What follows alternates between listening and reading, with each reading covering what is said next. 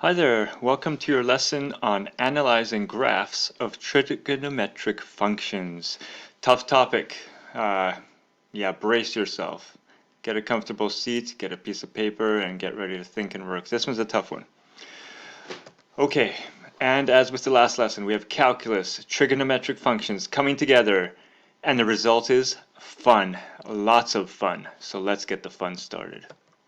Okay, this is the one problem we're going to focus on, but as we focus on this problem, we're going to go back in time and review some main ideas from calculus. So, first part, we're given a function, here it is, cosine x minus sine x, on this domain. Part A says, find the x and y intercepts. So let's begin there. Okay, to find x-intercepts, it's always the same. We set y equal to 0. So try that for this function and solve, see what you get. Okay, let's check our work. When we set that function equal to 0, we can then move sine and cosine to either side of the equation. Then when you have that, you can actually divide like this. I'm showing this in the intermediate step here. Divide both sides by cosine. That's a very common step when we're solving trig equations, because whenever you have sine x and you divide it by cosine, it turns into tan. And then if we're dividing this side by cosine, that turns into 1. So this turns into tan, this turns into 1. And we've simplified that equation. All right, tan x equals 1. So when does the tangent of x equal 1? Think of your unit circle. The only time that we have angles that produce a value of 1 is when we have angles at 45, because the 45-degree angles produce the same x and y values along the unit circle. So those angles are pi over 4, which is 45, and 5 pi over 4, which is actually 225, because these are two negative y values and these are two positive, these are two negative values. The x value is negative and the y value is negative, and here at 45 degrees the x value is positive and the y value is positive. So both of those lead to 1. But that's from our trig unit. So now we have our x-intercepts. We have two values of x, and then we plug those into the original equation, and you get the y value, and it happens to be 0 for both. So all that looks simple enough, but actually there's a lot going on there. There's the idea of simplifying, there's the idea of using the unit circle to get these angles, there's the idea of putting these back into this equation and being able to find 0 for both when you put those back in. So many things there. Make sure you know the details and you didn't just write this down without thinking it through. Let's try to find the y-intercept now. So for the y-intercept, we make x is equal to 0. So try that. Solve that same equation by making x 0. What do you get? Okay, let's see how you did. So I take the equation and I put 0 in for x. Now cosine of 0, there's no angle spun, so that's a value of 1. And sine of 0, when we have no angle spun on the unit circle, the sine or y value is 0. So really we have 1 minus 0 there. 1 minus 0 is 1. So therefore our y-intercept is 0, 1. 0, 1. Okay, so now we have our x-intercepts, our y-intercept. Let's keep going. Next thing we're going to look at is the intervals on which the function is increasing and decreasing, and the local maximum minimum points. Now, as you may remember from working with derivatives in the past, we can figure out when a function is increasing and decreasing by looking at what is happening with the derivative. If the derivative is positive, we have positive slope, therefore the graph is increasing.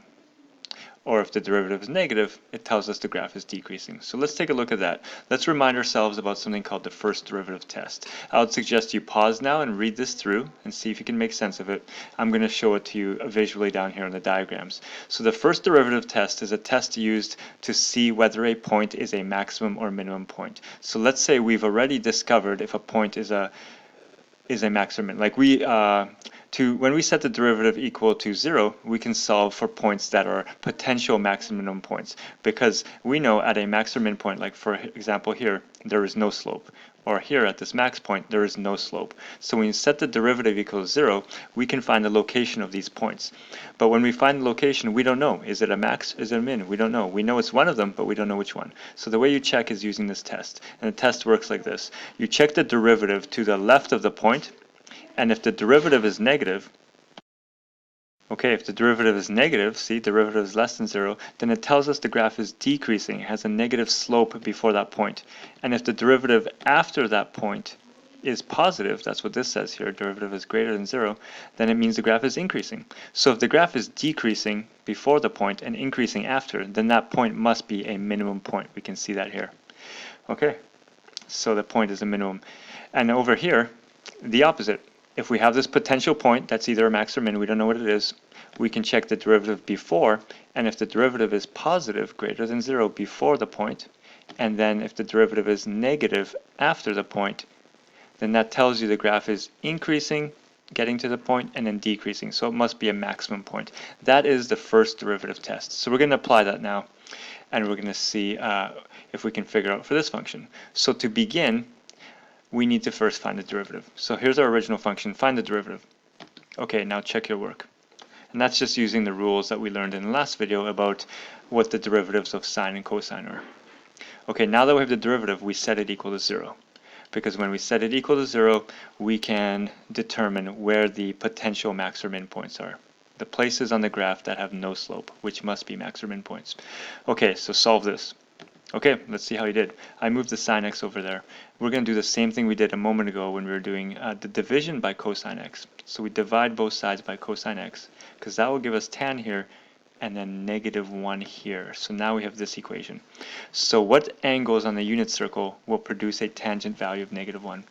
And remember again, the only time we can get 1 or -1 for tangent is if the x and y values are the same, because tangent is sine over cosine.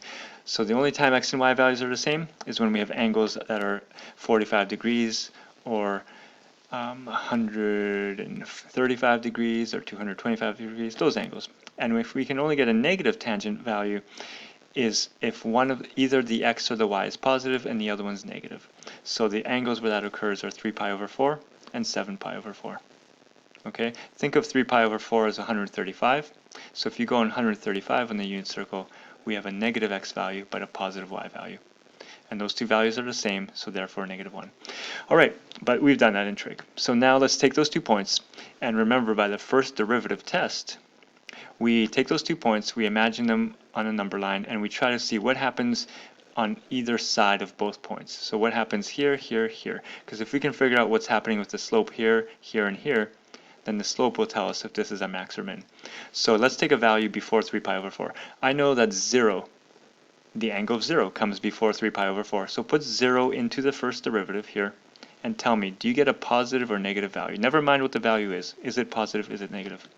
Okay, when you put 0 into the derivative, you get a negative value. So that tells you right away that the graph is decreasing here. It has a negative slope. Okay, let's try between these. A value between those could be pi. How about try pi? Okay, so put pi into the first derivative and we get a positive value. So that tells you between these points the graph is increasing, has a positive slope. Okay, take a value after this. How about 2 pi? Okay, 2 pi goes into the first derivative and we get a negative answer. So when you put 2 pi in here, check your trig, negative. That means the graph is decreasing. So the graph looks something like this. It's decreasing, it gets to this point, it increases, gets to this point, and then decreases. So what does that tell you about those points? But first of all, where is this increasing? Okay, the graph is increasing on this domain here, on these domain values, from 3 pi over 4 to 7 pi over 4. It's increasing like that. Remember, these are not included. And then it's decreasing from here over here, and it's decreasing over here also. And that's what this shows. It shows it's decreasing here from 0 to 3 pi over 4, from 0 to 3 pi over 4. And the reason we have 0 here instead of like negative infinity is because our domain is from 0 to 2 pi. So from 0 to 3 pi over 4 it's decreasing. And then from 7 pi over 4 to 2 pi it's also decreasing. And we use this union symbol in between to say it's decreasing here or it's decreasing here also. Okay, so what's this point, max or min? Well, obviously it's a minimum point because we can see the graph is decreasing and then increasing. So it's a minimum point. What's the y value? We know the x value is this value that we found here, but what's the y value? Plug that into the original equation, what do you get? It's -√2/2. Okay, and then this point then, this other point, our other contender for max or min point, must be a maximum point. 7 pi over 4, what's the y value? Plug it in there, and you get a y value of √2. Okay, let's continue. The next step is going to be looking for intervals on which the graph is concave up or concave down, and the inflection points. So when we're talking about intervals of increase and decrease, max min points, we do the first derivative. When we're talking about concavity, we do the second derivative. So let's take a look at that to remind us what it means. Here's when a graph is concave down, looks like this, and a graph is concave up when it looks like this. Think of this as a downwards facing teacup, concave down. Think of this one as an upwards facing teacup, concave up. Hey, happy cup, it's not flipped over, we're not spilling our drink. Okay, so here's a graph. Notice here it is concave up. When it is concave up, the second derivative is greater than 0, it's positive. So the second derivative tells us when a graph is concave up. If the second derivative is positive, we know the graph is concave up. Alright, here it's concave down. So the second derivative will be less than 0. It will be negative. Negative second derivative tells us that. And over here, concave up again. That means second derivative is positive. Okay, these points are called points of inflection, the points where it changes from concavity, from concave up to down, or from down to up. When concavity changes, points of inflection, like that, or sometimes with an X instead of the C and the T. And at the points of inflection, the second derivative is equal to 0, because there is no concavity there. It's neither positive nor negative, 0. Alright, here's another diagram to show that. Here's concave down, second derivative is positive. Here's concave up, second derivative is negative. So remember, when the second derivative is positive, we're concave up. We're in a happy mood because concave up, and our drink is not spilling. Alright, let's do that now. So concavity, we have the function, we had the first derivative, find the second derivative. Here it is, check your work carefully. Now, just like we did with max min points, we're going to set it equal to 0, because that's when we're finding when there is no concavity. Okay, so solve that. Solving that, move the sign, or sorry, move the cosine over, divide both sides by cosine, and I'm back to this equation, tan x equals 1. So our two solutions for that are pi over 4 and 5 pi over 4. Now that we have those, we can check concavity on either side of those. Okay, so a point before pi over 4 is 0. So I put 0 into the second derivative here, and I get a negative value. That tells me before this point of inflection, the graph is concave down. Okay, now check a value between those. For example, how about pi? Pi falls between those, okay? Second derivative, put pi in there, you get a positive value. So double check that you know that works, put pi in there, positive. And now check a value greater than this, maybe like 2 pi. Okay, 2 pi into the second derivative, get a negative value. So now we know when it's concave up and concave down. It's concave up between these 2 points, because we can see that here. And it's concave down before this point and after this point. So from 0 to pi over 4, or from 5 pi over 4 to 2 pi. Okay, study that carefully and make sure you don't write 2 v's there. That means our points of inflection are this point, and what will the y value be there? Put the pi over 4 into the original equation. What do you get for the y? Hey, it turns out it's 0. The other point of inflection is the other one we found here, 5 pi over 4, and it also works out to 0. Great. Now we have all these points, and we're going to graph them now. So here's all the things we've discovered for that function, and here's the graph of it. So double check. I would highly suggest you pause the video now and just check all these things and see that you see them on here, when it's increasing, when it's decreasing, when it's concave up and down, and just double check everything works for you. So pause now and check it out. Alright, let's talk about something called the second derivative test. This test is also used to check if a point is our max or min. For example here, this is a minimum point.